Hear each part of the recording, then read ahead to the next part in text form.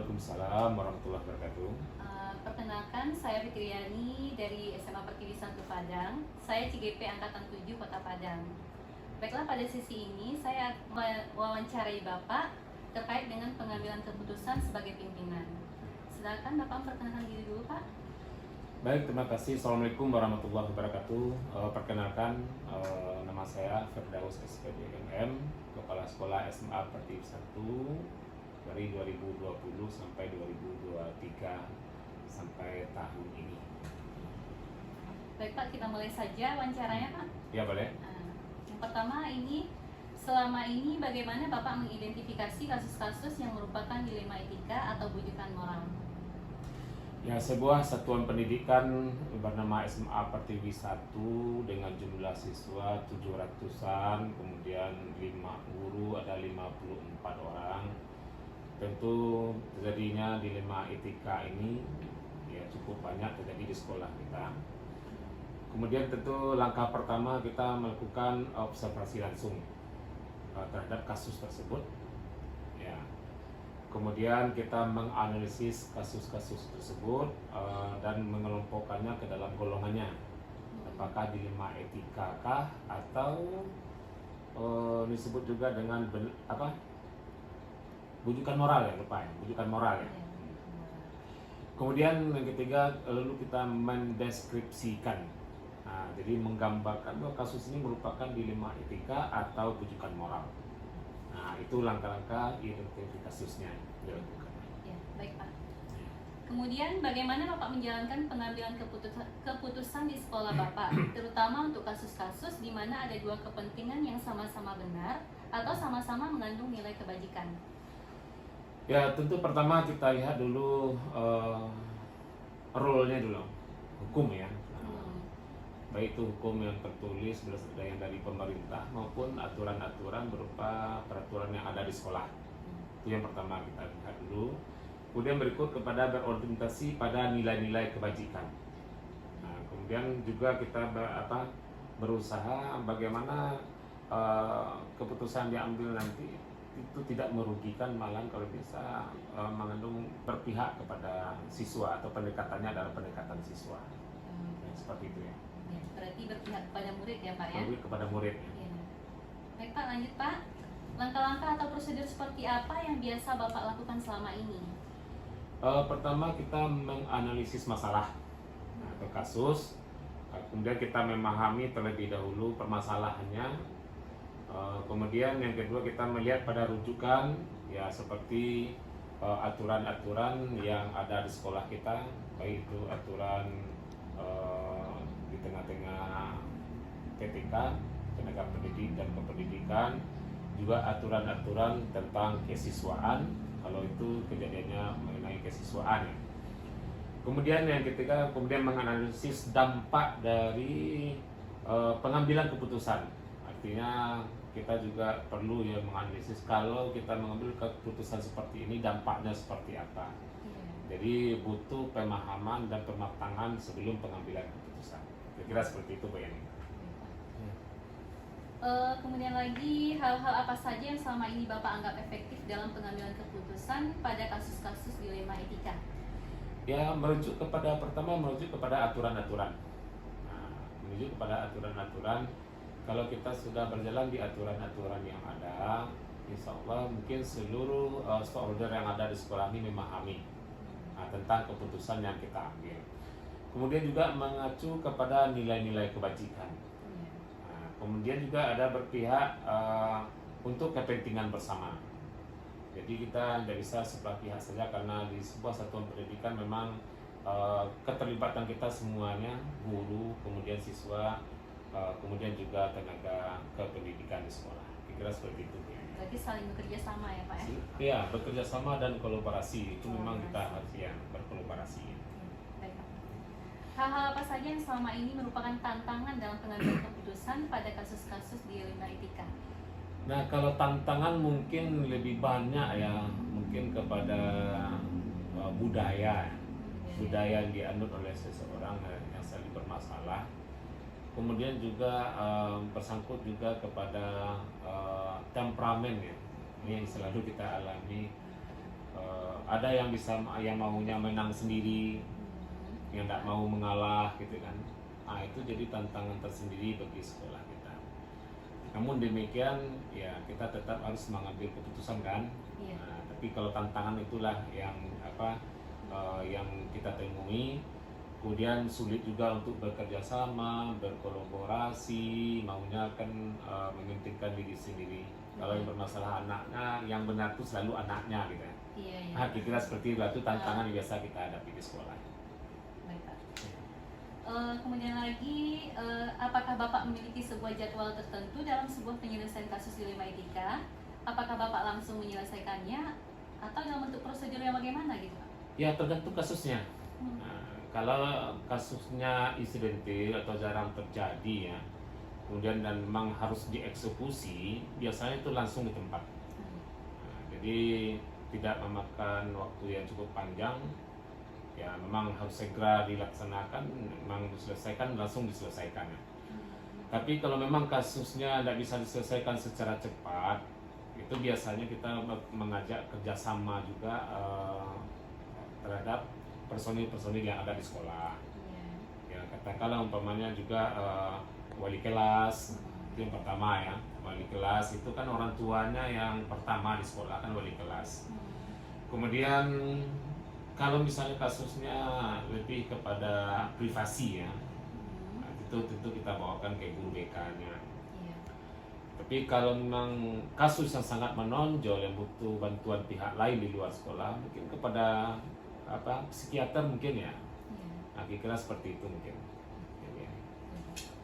Berarti berjenjang makanya ya. Ya, berjenjang ya. Kemudian lagi Pak, adakah seseorang atau faktor-faktor apa yang selama ini mempermudah atau membantu Bapak dalam pengambilan keputusan dalam kasus dilema etika?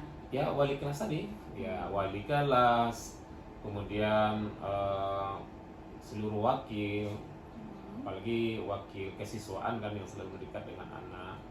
Kemudian juga pembina OSIS yang antusias dengan anak. Kemudian kalau perlu ya kepada BK-nya, bimbingan konselingnya.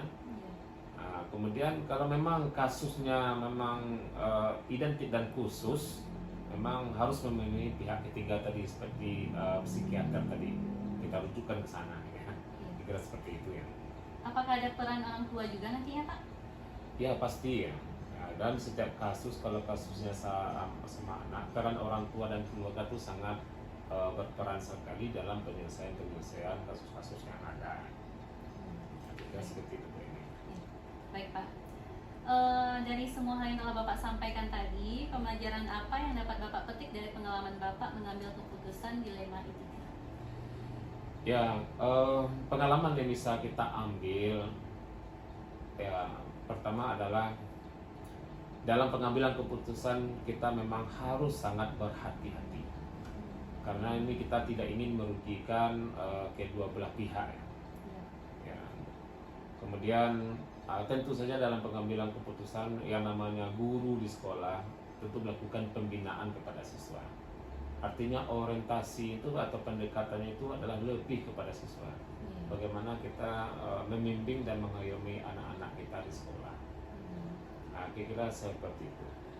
Kemudian yang kedua, sekolah ini tidak selesai oleh stakeholder yang ada di sekolah saja, termasuk misalnya orang tua, masyarakat, kemudian juga lingkungan. Ini juga sangat berpengaruh di dalam pengambilan keputusan. Apalagi kalau kita kan banyak terkait ya, banyak kerjasama dengan instansi lain, misalnya ya dari bidang kesehatan dengan puskesmas, dengan masjid, dengan polsek, kemudian juga dengan Pemda dan sebagainya. Jadi itulah pengalaman-pengalaman kita di dalam penanganan masalah-masalah yang ada di sekolah. Jadi kolaborasi semua ya, unsur-unsur yang ada di sekolah maupun yang kerjasama dengan pihak luar sekolah. Itu ini. Baik Pak, terima kasih Pak. Wawancara pada hari ini sudah selesai Pak. Dari pengalaman Bapak tadi mungkin bisa jadi pelajaran berharga bagi saya untuk kedepannya juga Pak. Semoga, terima kasih juga Bu Yani. Mudah-mudahan CGP-nya cepat selesai ya. Nah, ya. Baik Pak, terima kasih Pak. Assalamualaikum warahmatullahi wabarakatuh. Waalaikumsalam warahmatullahi wabarakatuh. Assalamualaikum warahmatullahi wabarakatuh Pak. Waalaikumsalam warahmatullahi wabarakatuh. Selamat siang Pak. Iya, siang. Perkenalkan Pak, nama saya Fitriani dari SMA Pertiwi 1 Padang. Saya CGP Angkatan 7 Kota Padang. Dalam sesi ini saya akan mewawancarai Bapak terkait dengan pengambilan keputusan sebagai pemimpin. Baik Pak, mungkin Bapak terlebih dahulu memperkenalkan diri juga. Baik, terima kasih Bu ya ini atas ke sekolah kami itu ya kunjungannya mengenai wawancara itu. Baik, nama saya Afrizal, ya, Kepala Sekolah SMA Pembangunan Laboratorium UNP. Ya. Baik Pak, berarti kita lanjut ke pertanyaannya. Pertama di sini, selama ini bagaimana Bapak mengidentifikasi kasus-kasus yang merupakan dilema etika atau bujukan moral? Ya, dalam mengidentifikasi kasus-kasus mengenai dilema etika gitu ya atau bujukan moral, tentu yang pertama melakukan observasi gitu ya atau mengobservasi langsung terhadap masalah-masalah yang ada di sekolah gitu.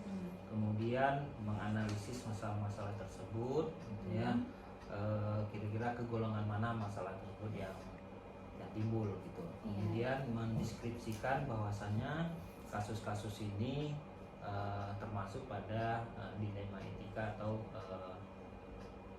bujukan moral gitu. Iya Pak. Baik, Pak. Berarti dideskripsikan terakhirnya ya Pak. Iya. Berarti di sini apa yang membedakan antara dilema etika sama bujukan moral itu Pak? Dilema etika itu berarti bagaimana gitu Pak? Maksudnya itu permasalahannya atau kasusnya bagaimana gitu? Ya, kalau dilema etika tentu benar sama benar ya, benar Iya. sama benar. Ada kasih sayang gitu, ada unsur kasih sayang gitu ya. Contohnya nanti pada kenaikan kelas misalnya. Misalnya seseorang ini dikatakan tinggal kelas gitu ya. Ternyata ada sikap tertentunya, sikap yang sangat baik gitu ya. Bisa juga nanti dia naik kelas gitu. Padahal kalau berdasarkan kriteria kenaikan kelas, anak ini tinggal. Terima kasih Pak. Kemudian lagi pertanyaan selanjutnya. Selama ini bagaimana Bapak menjalankan pengambilan keputusan di sekolah Bapak, terutama untuk kasus-kasus di mana ada dua kepentingan yang sama-sama benar atau sama-sama mengandung nilai kebajikan? Dalam menjalankan pengambilan keputusan gitu yang sama-sama benar atau sama-sama mengandung nilai-nilai kebajikan gitu ya. Yang pertama tentu kita mengacu pada dasar hukumnya atau peraturan dan ketentuan yang jelas gitu. Kemudian berorientasi pada nilai-nilai kebajikan.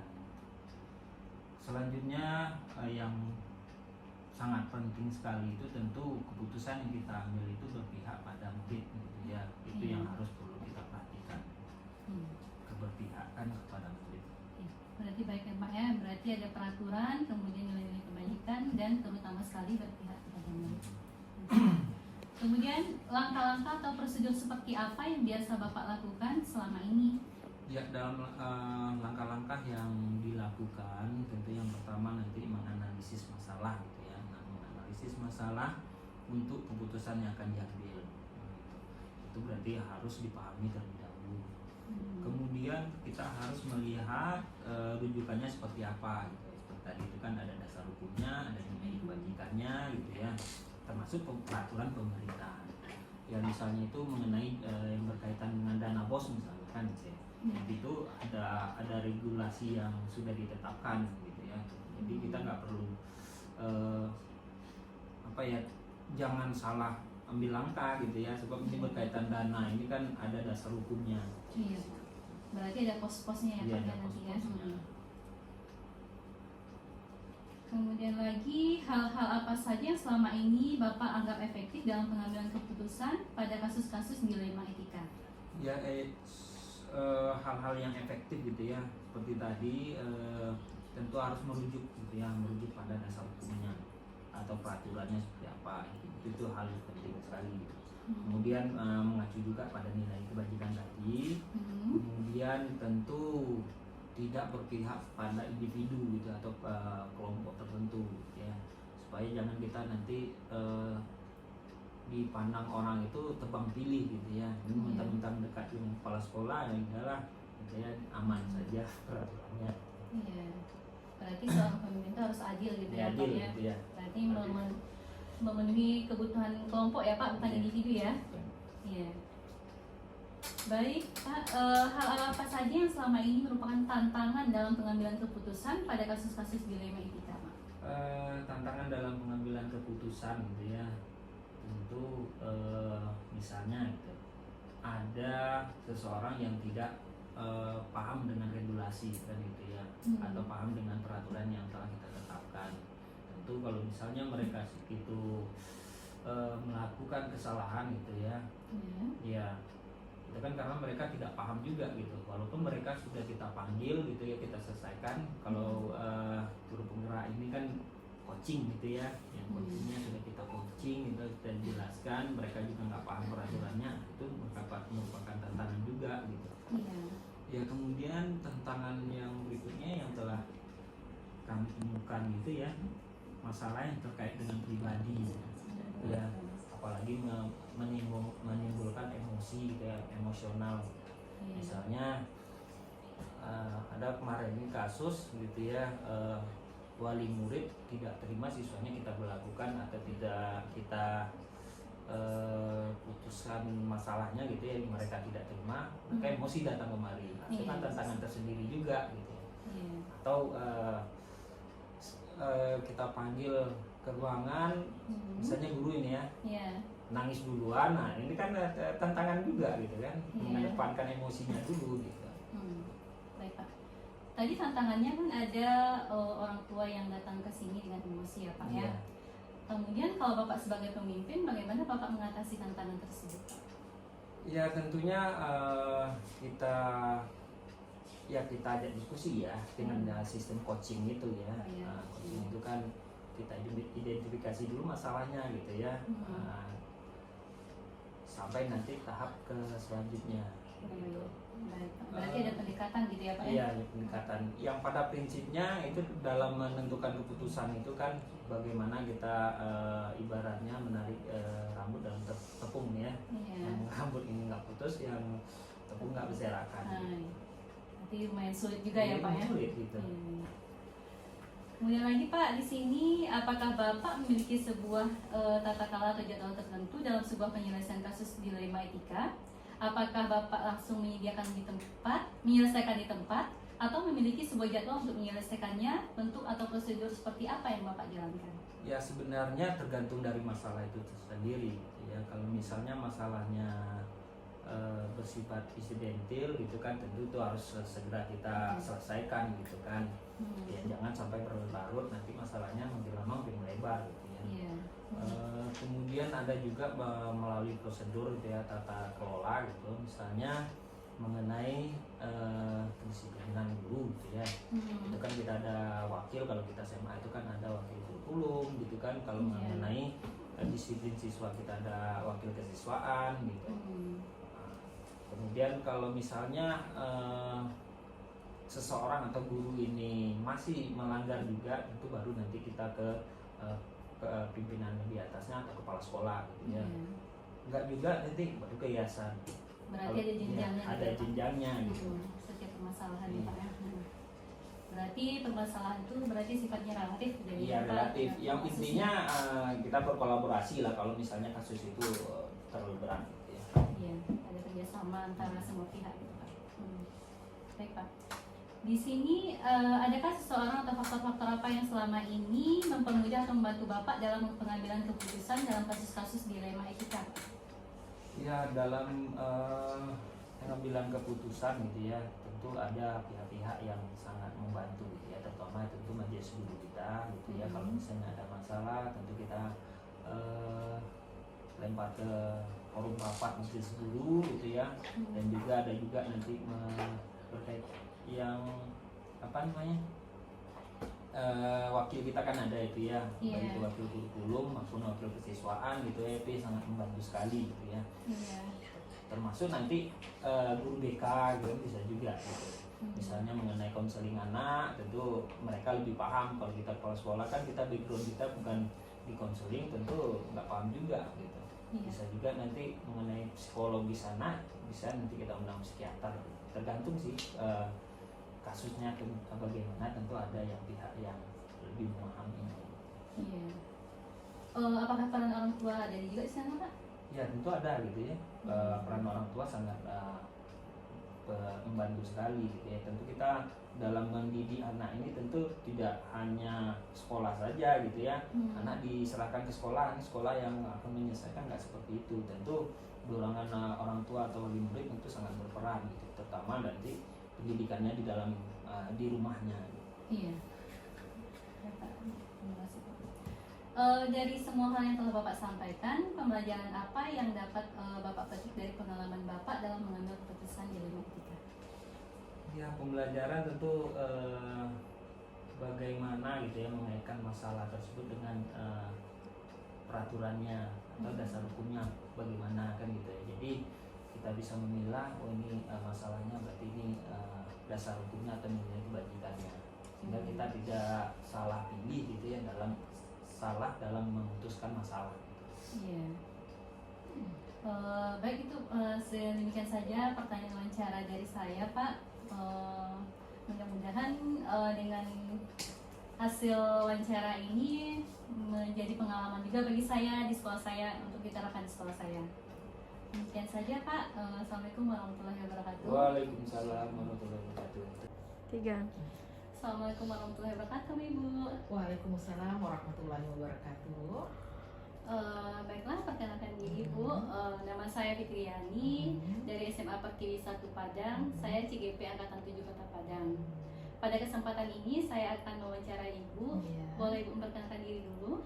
Baiklah, selamat datang saya ucapkan kepada Ibu Yani ya. Iya. Ibu Yani ke sekolah kami mengenai mewawancarai saya ya. Baiklah, perkenalkan diri, nama saya Ibu Emel Zola. Saya menjabat kepala sekolah di TK Latihan SPK Asia, Kecamatan Padang Utara. Boleh Ibu lanjut? Mungkin kita lanjut aja langsung Iya. ya, Bu ya. Di sini saya akan memberikan pertanyaan kepada Ibu. Yang pertama, bagaimana Ibu dapat mengidentifikasi kasus-kasus yang merupakan dilema etika atau bujukan moral? Dimana di sini ya kasus ya, dilema etika, pujukan moral ini merupakan kasus yang memang banyak kita alami di sekolah-sekolah ya Bu ya. Cuman itu bagaimana cara kita mengatasi kasus tersebut. Nah, mungkin di sini saya mengatasi kasus tersebut dengan beberapa tahap. Yang pertama yaitu saya mengobservasi dulu. Saya mengobservasi kasus tersebut. Apakah kasus tersebut akan bisa saya selesaikan langsung atau tidak. Kemudian saya menganalisa kasus tersebut. Seperti apa bentuk kasus tersebut. Kemudian saya mendeskripsikan kasus tersebut ke dalam apa bentuknya yang akan saya bawa nantinya. Kemudian lagi, bagaimana Ibu menjalankan pengambilan keputusan di sekolah Ibu, terutama untuk kasus-kasus di mana ada dua kepentingan yang sama-sama benar atau sama-sama mengandung nilai kebajikan? Kalau kita lihat dari sama-sama benar, mungkin ada dua persepsi ya Bu. Ini satu orang bilang benar, ini satu bilang benar. Jadi kita harus bisa menyelesaikan yang kedua-duanya. Iya. Ada juga yang bilang seperti Ibu bilang tadi, yang satu benar ya, satu salah gitu. Jadi di sini Bu, kalau di sini mungkin kami biasanya atau saya biasanya melakukan itu dengan yang pertama sekali itu berdasarkan dasar hukum yang berlaku. Di mana dasar hukum yang telah kami tentukan atau yang telah kami buat berdasarkan kesepakatan bersama di sekolah. Kemudian saya berorientasi kepada nilai-nilai kebajikan. Di mana nilai-nilai kebajikan yang telah kami terapkan di sekolah. Kemudian berdasarkan berpihak kepada murid. Nah, itu biasanya yang kami lakukan Bu. Berarti yang terpenting itu berpihak kepada murid. Benar, sesuai dengan kurikulum kita yang sesuai dengan undang-undang dan sesuai dengan kurikulum kita yaitu Merdeka Belajar ya Bu ya. Baik. Kemudian lagi, langkah-langkah atau prosedur seperti apa yang biasa Ibu lakukan selama ini, Bu? Biasanya langkah-langkah yang saya lakukan yaitu yang pertama mungkin menganalisa dulu kasusnya. Apa bentuk kasusnya, kita analisa dulu. Setelah kita analisa, baru kita melihat kasus ini harus kita bawa kemana. Nah, setelah itu baru kita mengambil suatu keputusan yang tepat. Kemudian lagi, hal-hal apa saja yang selama ini Ibu anggap efektif dalam pengambilan keputusan pada kasus-kasus dilema etika?